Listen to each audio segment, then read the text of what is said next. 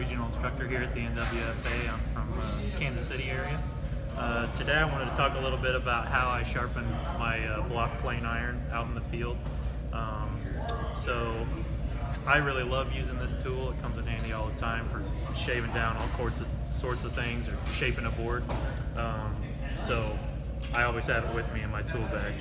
However, it gets kind of beat up and rough on a job site, or if you hit a nail, it nicks that iron and then it's not cut very well. So to sharpen it quick in the field, here's what I like to do.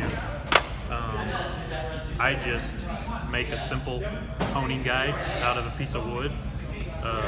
You can buy a nice honing guide that's, adjusts to the right angle for, 30 plus bucks. You can start getting nice ones. This I just made out of wood real quick. It's usually something I have on the job site. For an abrasive, I usually keep rolls of this sticky paper in my truck for touching up finish on a job site, so I grab some of that. I'll usually have 150, 180, and sometimes 220 grit paper with me. So depending on what I'm doing, I'll just start with the coarse one and work up to the rough one. So if it's really bad, I'll start with the 150 and work up, but all I do is, and I use my table saw top for a flat surface.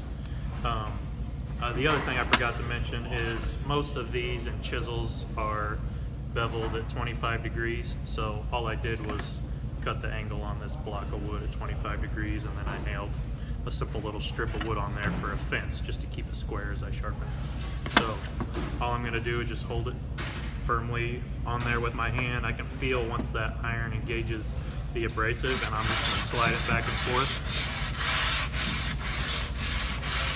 a few times.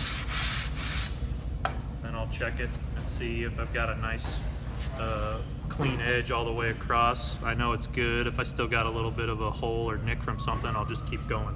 And then I'll work up to my next finer grit and do the same thing.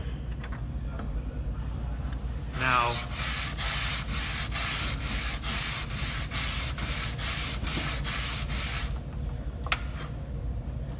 and then lastly, that'll leave, once you get it sharp, it'll leave a little bit of a burr there. So I'll just go lay the iron flat this way and just smooth that off real quick at the end. And that gets it really reasonably sharp for what I'm going to be doing in the field. If I was in a shop and working with a nicer plane, I would probably work up to something like this, which is a diamond plate, anywhere from 600 to 8,000 grit. And you're going to finish it off with that.